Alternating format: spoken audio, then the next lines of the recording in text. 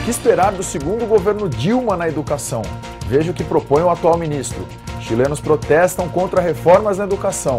E um grupo virtual discute o espaço do lúdico na educação física. Na redação de Nova Escola e Gestão Escolar, esta é a edição número 100 do Jornal da Educação.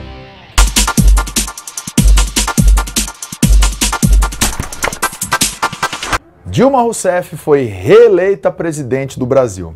Na área da educação, o principal desafio a perseguir continua sendo a qualidade do ensino. Mas não só isso, é preciso ainda resolver questões de acesso, sobretudo nas pontas da escolarização, a educação infantil e o ensino superior. O que a reeleição representa para a educação? Um debate ocorrido na semana passada na FGV do Rio dá algumas pistas para as respostas. Organizado pela comunidade de mobilização Avaz e pelo manifesto Mapa do Buraco, o evento contou com a participação do atual ministro Henrique Paim e da ex-secretária de Educação do Estado de São Paulo, que também assinou o programa de Aécio Neves para a educação. Nós aqui do Jornal da Educação selecionamos os principais desafios para os palestrantes. Editamos a conversa da seguinte maneira: as propostas do ministro Paim, o contraponto de Maria Helena e as decisões que precisam ser tomadas para chegarmos até as saídas. Confira. Plano Nacional de Educação. Principal desafio: garantir o cumprimento das metas. Eu acredito que essa questão da punição não é o elemento principal. Nós precisamos, na verdade, apoiar esses sistemas. E eu diria que o Brasil construiu, a partir desse sistema de avaliação, da definição de metas, um instrumento muito importante, que é exatamente fazer com que os gestores, dentro do processo democrático, a cada 4 anos, seja cobrado diretamente. Então, se a população está vendo que aquele gestor não consegue avançar, ela faz a cobrança. Então, existe essa cobrança. E isso tem funcionado claramente, tanto que nós temos exemplos de sistemas que, a partir do momento que fizeram um diagnóstico, viram que essa situação não era boa, partiram para um trabalho coordenado, um trabalho de planejamento, uma cultura de planejamento de gestão, que fez com que eles avançassem do ponto de vista de desempenho educacional. Eu acho que o Plano Nacional de Educação tem metas boas, bem claras, definidas, foi discutido longamente, era para ter sido aprovado em 2010, foi aprovado agora, mas agora é o momento de nós organizarmos um sistema de monitoramento e acompanhamento da execução das metas. Junto com o sistema de monitoramento, é preciso ter um sistema de incentivos para que aqueles que atingirem a meta possam se sentir mais estimulados a continuar fazendo esforço para atingir as metas, Não sei quais seriam esses incentivos, mas é importante que haja um sistema de incentivos. Menos de punição, eu acredito, mais incentivos e menos punição. Decisões que precisam ser tomadas. Quem vai fiscalizar o cumprimento das metas? É preciso criar um organismo para fiscalização?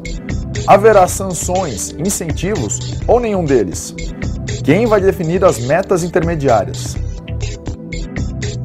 Base Nacional Comum. Principal desafio: construir o currículo respeitando os setores da área de educação e contemplando a diversidade regional. Se nós formos ver, nós temos vários estados e municípios que construíram bons currículos ao longo dos anos, mas temos muitos outros que não conseguem construir. Então, quando nós estamos dizendo que precisa ter uma base nacional comum, que precisa dar essa orientação para os estados e municípios, nós estamos justamente fazendo uma redução dessa desigualdade educacional a partir desse trabalho de coordenação. Então, esse desafio da Base Nacional Comum é exatamente não só construir a Base Nacional Comum, mas fazer com que essa Base Nacional Comum seja um consenso nacional e ela seja efetivamente implementada.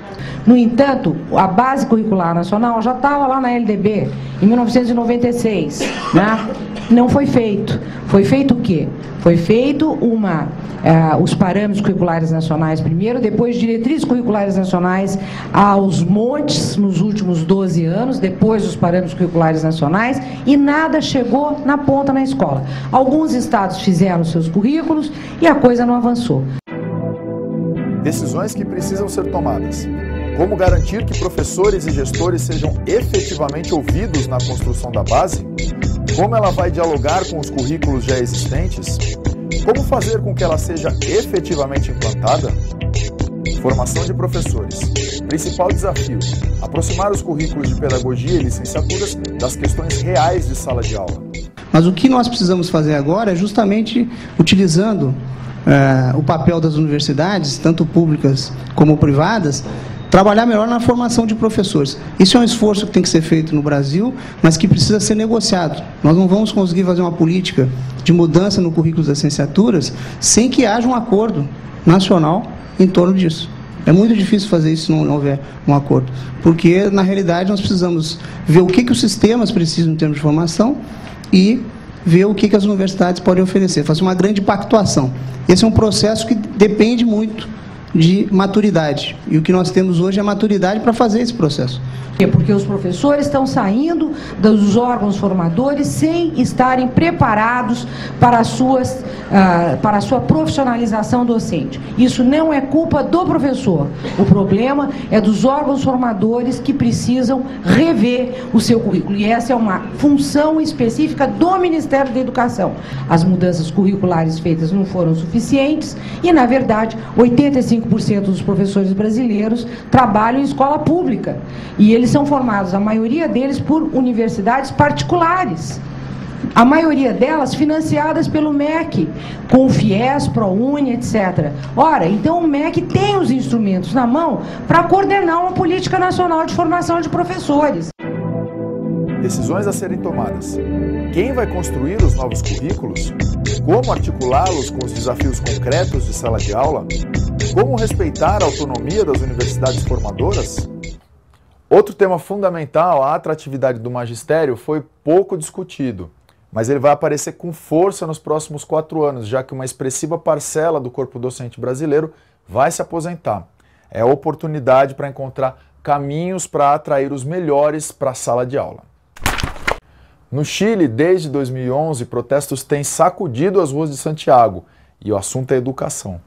Nesta semana, os protestos voltaram a acontecer, só que em vez da juventude chilena que ocupava as ruas, quem foi para as ruas foram os pais e donos de escolas particulares. Eles protestam contra uma reforma proposta pelo governo que, entre outras coisas, determina o fim do lucro nos estabelecimentos que receberam recursos públicos e o aumento dos gastos estatais em educação. Nessa semana, os donos de escolas particulares reclamaram contra o fim da subvenção estatal. E os pais querem que o Estado continue autorizando a matrícula das crianças em escolas particulares. As informações são do G1 e do telejornal chileno Tele 13. Não sei se você já conhece, se não conhece, deve conhecer o nosso novo site Gente que Educa. É um site repleto de recursos interativos e colaborativos para aprender em conjunto com outros professores. Por exemplo, na função Grupos de Estudo, você tem a oportunidade de trocar com grandes especialistas em diversas áreas da educação. Um dos grupos mais bacanas que já estão rolando é o Lúdico como Prática Corporal, que é comandado pelo professor Marcos Mourão, o Marcola, que é um especialista da Escola da Vila, aqui em São Paulo. O grupo já começou e o Marcola, nesse momento, pede para quem se inscreveu que se apresente e que conte o que pretende discutir nesse grupo. Não perca essa chance, vai lá, acesse gentequeeduca.org.br, confira esse e outros grupos. Hoje a gente chega à edição de número 100. No começo a gente tinha dúvida se conseguiria fazer um telejornal sobre educação toda semana. Por enquanto estamos conseguindo e o responsável por isso é você, que nos acompanha, que nos prestigia, que escreve mensagens com críticas, com dúvidas e com sugestões. Queremos que você continue do nosso lado para mais 100, 200, 300 edições. Por hoje é só, um abraço e até semana que vem.